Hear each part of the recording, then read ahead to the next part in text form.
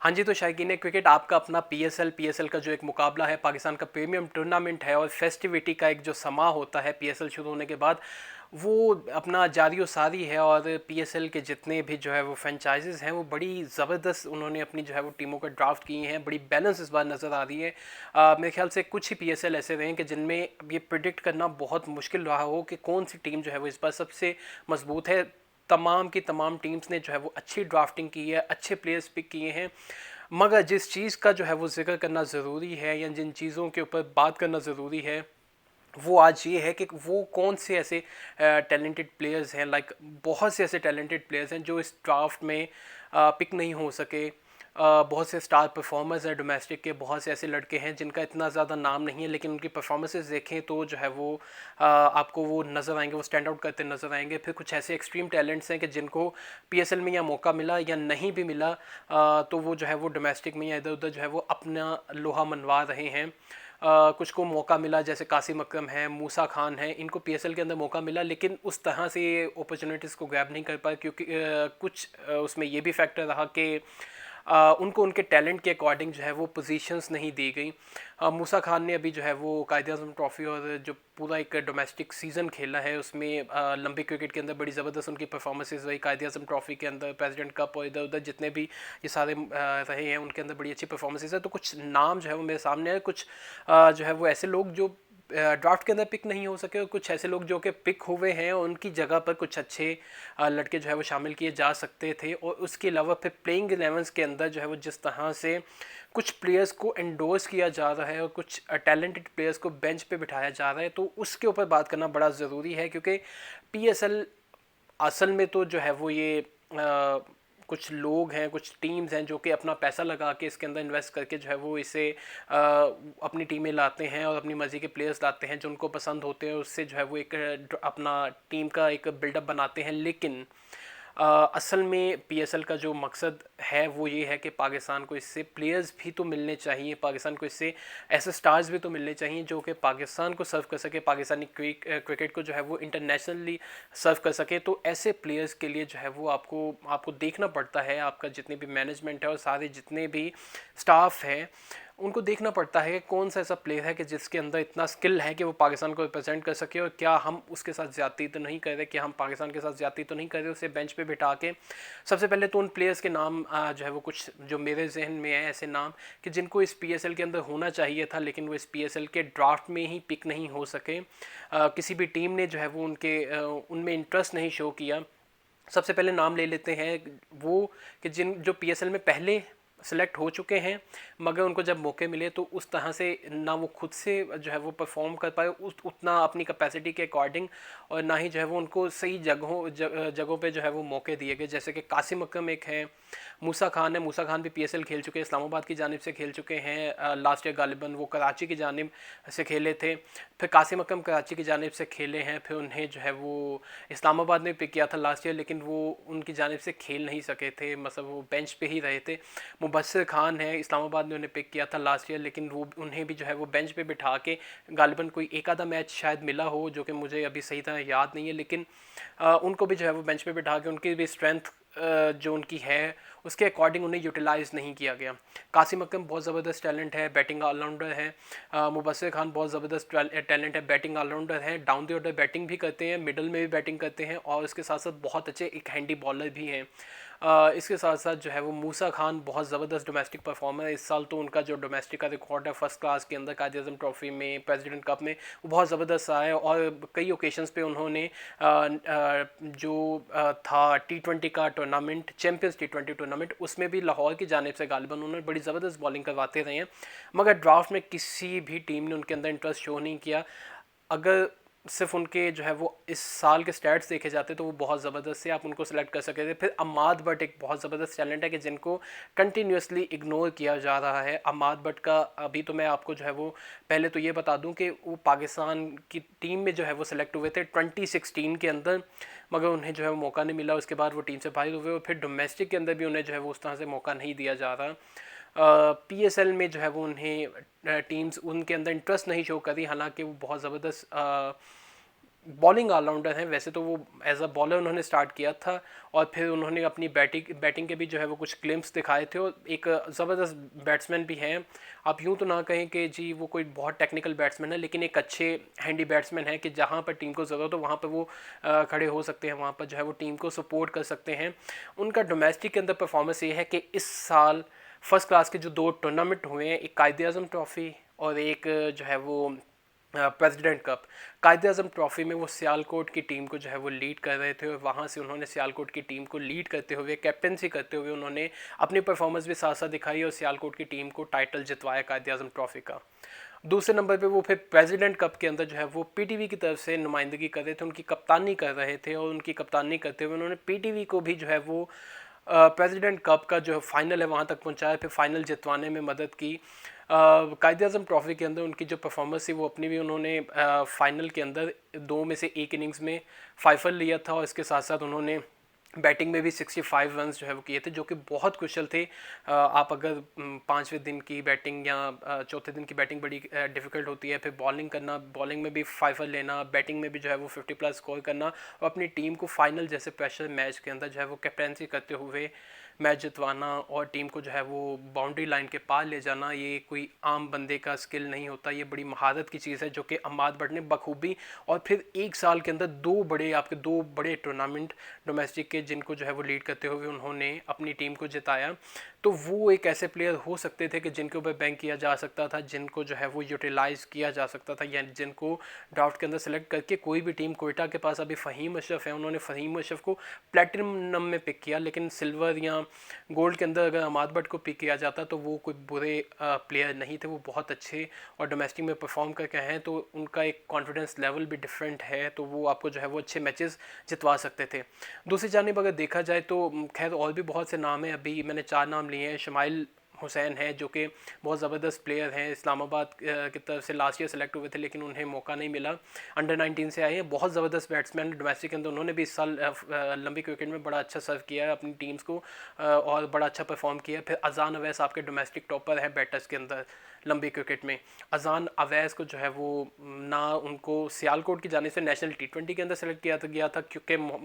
शुएब मलिक ने जो है वो अपने आप को टीम में एडजस्ट करवा लिया और अजान अवैस जो है वो मिस आउट हो गए उस स्क्वाड के अंदर से भी, जो कि आपके डोमेस्टिक का, पूरे डोमेस्टिक का जो है वो टॉप परफॉर्मर है, उससे जो है वो टॉप बैटर को आपने जो है वो अपनी टीम से निकाल दिया।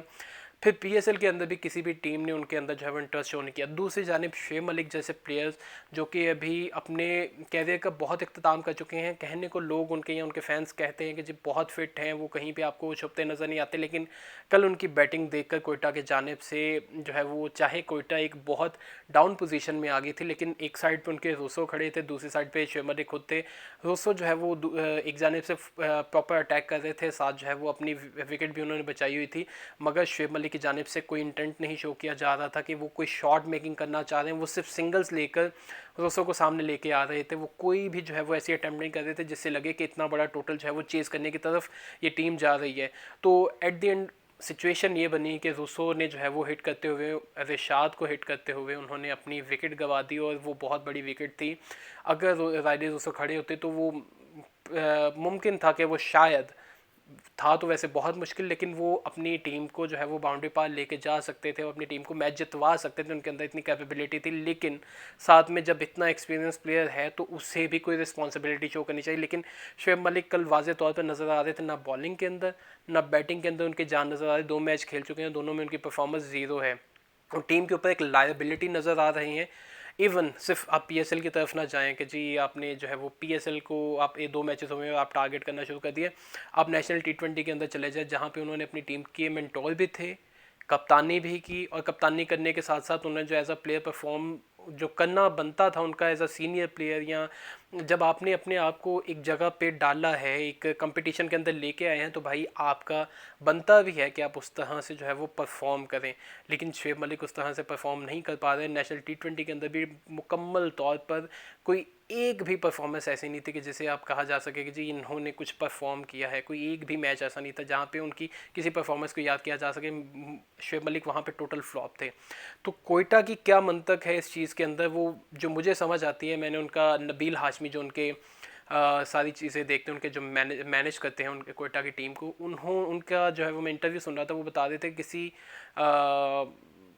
एक साल पीएसएल के अंदर, किसी पीएसएल के एक एडिशन में जब नसीम शाह और गालिबन हसनैन नए नए आए थे, तो तब उनकी बड़ी अच्छी जो है वो दोनों की परफॉर्मेंसेस थी। जब दोनों इकट्ठे खेले थे, दोनों की बहुत अच्छी परफॉर्मेंसेस थी। और अगले साल जो है वो उनकी परफॉर्मेंस उस तरह से नहीं आ रही थी, तो वो बता रहे कि हमने पूछा हसनैन से या नसीम से कि भाई क्या ऐसा प्रॉब्लम आ रहा है, लास्ट ईयर बहुत अच्छे चल रहे थे, अब क्या हो रहा है। तो वो बता रहे कि लास्ट ईयर जो है वो ब्रावो और ऐसे सीनियर प्लेयर्स हमारे साथ थे जिन्होंने हमें गाइड करते थे, जो हमें बताते थे कि आपने ये करना है, आपने ऐसे करना है, वैसे करना है। प्रेशर सिचुएशन आती थी तो उनमें हमें वो गाइड करते थे कि आप इन सिचुएशन को इस तरह से जो है वो कर सकते हैं, वो हमें ट्रिक्स बताते थे। तो अभी आपने उन प्लेयर्स को, होल्डर को फारिग कर दिया, और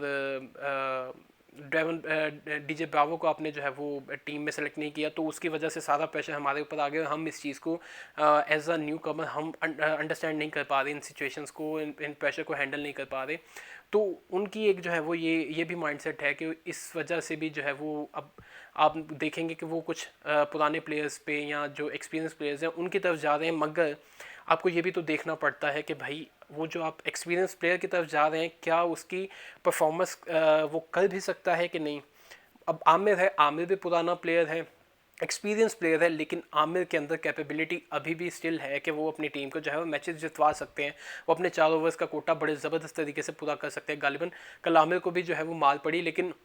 वो अपना जो है वो परफॉर्म करते हैं। पहले मैच के अंदर उन्होंने बाबर को, साइम को जिस तरह से बॉलिंग की थी और जिस तरह से बाबर की विकेट ली और बहुत अच्छी बॉलिंग की थी, तो वो आमिर अपना जो है वो दमखम रखते हैं, तो आमिर के ऊपर कोई क्रिटिसिज्म नहीं करेगा। लेकिन शुएब मलिक आपको अभी रिसेंट टाइम के अंदर, कुछ पिछले 4-5 मैचेस के अंदर, 4-5 पीएसएल के एडिशंस के अंदर कोई उनकी खाते को परफॉर्मेंस नहीं नजर आती, डोमेस्टिक के अंदर कोई परफॉर्मेंस नहीं नजर आती। जिधर भी जाते हैं अपने नाम के ऊपर खेल रहे हैं, मगर उनकी परफॉर्मेंस उस तरह से नहीं है। तो बेहतर ये था कि इसकी जगह पे कुछ अच्छे प्लेयर्स को डाल लिया जाता, जो कि आपको, अब आप पूरे पीएसएल के अंदर देखेंगे आपको ओपनर ही ओपनर नजर आएंगे, टॉप ऑर्डर बैटर्स नजर आएंगे, आपको मिडल ऑर्डर या डाउन द ऑर्डर बैटिंग करने वाले बैटर्स आपको बहुत कम मिलेंगे। जो एक आधे हैं भी, उनको भी जो है वो, क्योंकि अब डाउन द ऑर्डर ज़्यादातर ऑलराउंडर्स को तरजीह दी जाती है, तो डाउन दी ऑर्डर बैटिंग करने वाले बैटर्स को जो है वो उस तरह से मौका नहीं मिल रहा। लाहौर की तरफ से जो है वो आसिफ अली खेल रहे हैं, क्योंकि उनकी बहुत ज़्यादा अच्छी परफॉर्मेंस नहीं रही रिसेंट टाइम्स के अंदर, लेकिन उन्होंने जिस चीज़ के लिए उन्हें लिया था उसके लिए उसे इस्तेमाल नहीं करे, क्योंकि वहाँ पे उन्हें ऑलराउंडर्स चाहिए 6वें-7वें नंबर के ऊपर। तो आसिफ अली बेंच पे हैं। इस्लामाबाद की जानिब से जो है वो Haider Ali down the order batting करने वाले बैटर हैं, वो भी बेंच पे हैं। तो इस तरह काफ़ी ऐसे बैटर्स हैं जो कि डाउन दी ऑर्डर बैटिंग करते हैं और प्योर बैटर्स हैं, लेकिन उनको जो है वहाँ पे मौका नहीं दिया जा रहा। पेशावर ज़ल्मी की जानिब से अब्दुल समद हैं कि जो डाउन दी ऑर्डर बैटिंग करते हैं, या 5वें-6वें नंबर के ऊपर वो बैटिंग कर सकते हैं, उनके अंदर एबिलिटी है, लेकिन उनको भी जो है वो मौका नहीं मिल रहा, क्योंकि वहाँ पे सब टीमें चाह रही हैं कि उनके पास ऑलराउंडर्स हो, ताकि उनके पास वेराइटी आए ऑफ बॉलिंग। तो ये एक जो है वो बड़ा फुकदान नज़र आ रहा है पाकिस्तान टीम के अंदर भी और पूरे डोमेस्टिक सर्किट के अंदर, कि आपका डाउन दी ऑर्डर बैटिंग करने वाला कोई बैटर आपके पास मौजूद ही नहीं है। तो ये एक कंसर्न है, और ये पूरी पीएसएल के अंदर आपको नज़र आएगा। और इसके साथ साथ जो है वो कुछ ऐसे प्लेयर्स हैं कि जिनको अब जो टैलेंटेड है, जो पाकिस्तान को लंबा सर्व भी कर सकते हैं पाकिस्तान के फ्यूचर में, मगर उनको बेंच पे बिठा के उनको ज़ाया किया जा रहा है। जैसा कि कोयटा जो है वो लेके आई पेशावर ज़ल्मी से हसीबुल्ला को, लेकिन हसीबुल्ला जो है वो उनको बेंच पे बिठाया गया है। हसीबुल्ला को अभी तक 2 मैचेस के अंदर मौका नहीं दिया गया। प्रॉपर कोयटा के ही वो प्लेयर हैं, बलूचिस्तान के प्लेयर हैं, वहीं के जो बहुत पाकिस्तान के अंदर जो है वो डोमेस्टिक के अंदर उनकी परफॉर्मेंसेस हैं, बहुत ज़बरदस्त कीपर हैं, मगर उनको मौका नहीं दिया जा रहा। चलिए, आपके पास ओपनिंग के अंदर जो है वो आपके पास स्लॉट नहीं है। हसीबुल्ला नेचुरली जो है वो ओपनिंग करते हैं, वो तरजीह देते हैं ओपनिंग को, मगर मुझे ऐसा लगता है कि हसीबुल्ला मिडल में बहुत अच्छी बैटिंग कर सकते हैं। 4थे नंबर के ऊपर उनके लिए बहुत सूटेबल हो सकता है अगर उनके लिए जगह बनाई जाए। अगर आपने शुएब मलिक को ही ऐड करना है टीम के अंदर, तो उनकी जगह पे आप हसीबुल्ला को ट्राई कर सकते हैं। और अगर आपने एक प्रॉपर बैट्समैन की तरफ या कोई कीपर बैट्समैन की तरफ नहीं जाना, तो ऑलराउंडर में देखना है, तो फिर दानिश अजीज़ मेरे ख्याल से उनसे बेहतर ऑप्शन है, क्योंकि शुएब मलिक अब बहुत एक बड़ी लायबिलिटी बनकर टीम के ऊपर जो है वो नाजिल हुए हैं, मैं तो ऐसा कहूँगा। जो दानिश अजीज़ हैं, वो भी जो है वो काफ़ी पुराने प्लेयर हैं, उनकी भी एज ठीक ठाक हो गई है, लेकिन डोमेस्टिक के अंदर कंटिन्यूस वो खेल रहे हैं और परफॉर्म भी जो भी उनकी जितनी भी कैपेसिटी है उस हिसाब से वो परफॉर्म भी कर रहे हैं। तो दानिश अजीज़ जो है वो शुएब मलिक की जगह पे लाए जा सकते हैं। फिर जब चैपमैन आएंगे तो चैपमैन को तो एडजस्ट करना ही पड़ेगा, वो इतने बड़े प्लेयर हैं कि आप उनको कहीं भी आप उनको बैटिंग के अंदर खिलाएं वो आपको परफॉर्म करके देंगे। आप उन्हें वन डाउन खिला दें, न्यूजीलैंड की तरफ से अब रिसेंटली जो है वो पाकिस्तान ने T20 सीरीज़ खेली तो वहाँ पे वो वन डाउन आकर खेलते रहे और बड़ा ज़बरदस्त उन्होंने परफॉर्म किया। पाकिस्तान को उन्होंने बहुत बुरी तरह से जो है वो मारा था ODI सीरीज़ के अंदर भी, और पिछले 1-2 साल के अंदर चैपमैन पाकिस्तान को या पाकिस्तान में आके मारते हैं या न्यूजीलैंड आप जाए तो आपको चैपमैन जो है वो हर जगह पर उनका सामना करना पड़ता है। तो चैपमैन जब आएंगे तो कोयटा की टीम मजीद जो है वो बेहतर नज़र आएगी, मगर शुएब मलिक जो है वो एक लाइबिलिटी नज़र आ रहे हैं। अब उनकी वहाँ पे कोयटा में जो है वो ऑब्वियसली खुरम शहजाद जैसा बॉलर बैठा है, जिशान एक इमर्जिंग बॉलर है वो बैठा है, वसीम जूनियर जिसकी टीम पाकिस्तान में जगह बनती है, आप उसे तीनों फॉर्मेट्स भी खिला सकते हैं, 2 बड़े जो फॉर्मेट्स हैं वो भी खिला सकते हैं, क्योंकि आपके पास पुरानी बॉल के बहुत कम बॉलर्स हैं पूरे आपके डोमेस्टिक सिस्टम में जो है वो बहुत कम बॉलर्स हैं। Wasim is one of those जो कि रिवर्स स्विंग कार्ड जो है वो बड़े अच्छे तरीके से जानते हैं, वो करते भी हैं। वर्ल्ड कप 2023 के अंदर भी उन्होंने वो कुछ अपनी झलक दिखाई थी कि मैं एक अच्छे रिवर्स स्विंग कर सकता हूँ। पाकिस्तान की तरफ से जो है वो बड़े ज़बरदस्त वो वाहिद बॉलर थे कि जिनकी कुटाई नहीं हुई और उन्होंने विकेट्स भी अच्छी ली। 4 मैचेस के अंदर उनकी 10 विकेटें थी। तो वसीम जूनियर एक बहुत अच्छा प्रॉस्पेक्ट है, उनको आपने बेंच पे बिठाया। खुरम शहजाद जो कि आपके रेगुलर टेस्ट बॉलर हैं उनको आपने